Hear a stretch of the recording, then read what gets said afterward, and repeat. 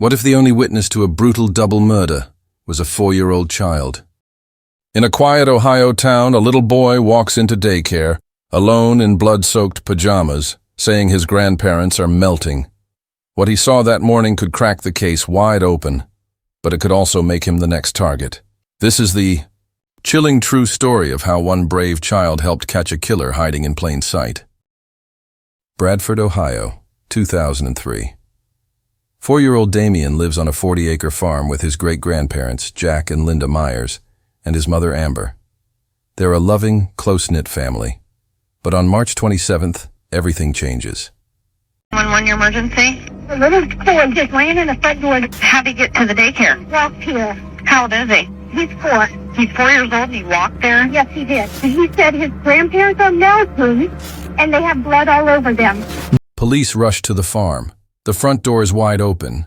Inside, they find Jack and Linda, shot to death in their bed, execution style. No sign of a break-in, no suspects, no motive, until little Damien starts to talk.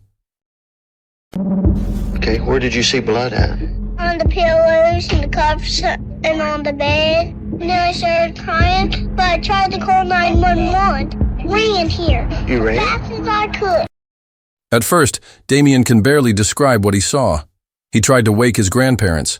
He thought they were melting, his innocent mind struggling to understand the blood-soaked scene. He even tried calling 911. But the line was dead. The killer cut it. His story was heartbreaking, but then came a shocking twist. Investigators noticed blood in Damien's room too. Something didn't add up. Using a model house and dolls, detectives let Damien act out the morning. That's when he revealed it. He saw a man in his room, a stranger in a green jumpsuit holding a shotgun. Damien had pretended to be asleep, and it may have saved his life. Police find a shotgun dumped in a nearby river, matching Damien's description. The serial number had been scratched off, but they recovered it. The gun was traced to a man who sold it just 2 days before the murder. The buyer, Greg Myers, Jack's own son. Greg had always seemed like the least likely suspect. No criminal history, close with his dad. He'd even been the best man at Jack and Linda's wedding.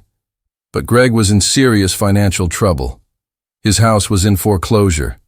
And if Jack and Linda died, Greg inherited the farm. Suddenly, the motive was clear. Greed. I'm trying to be as honest as I can. Well, Greg, I don't think you are. I really don't. Okay? But I really think you know something about this, and I really think you have knowledge. You do. No. You do. No, I do not. I know you've asked people for a gun because you want to kill your dad. Okay? There's a 4-year-old boy that's seen this. Okay? Okay. You didn't hurt him, so you got some remorse. Greg pled not guilty, but the evidence and Damien's courage spoke louder. In 2004, Greg Myers was found guilty of 2 counts of aggravated murder. He was sentenced to life in prison with no chance of parole.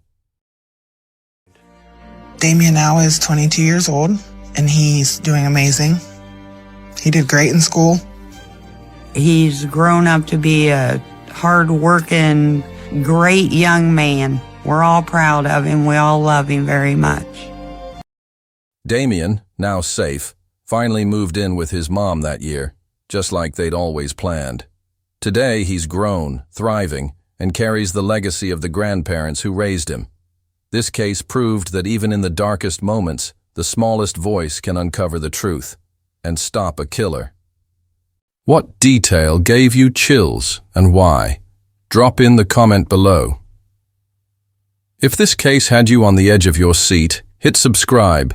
We dig deep into the darkest stories every week. Don't miss the next mystery.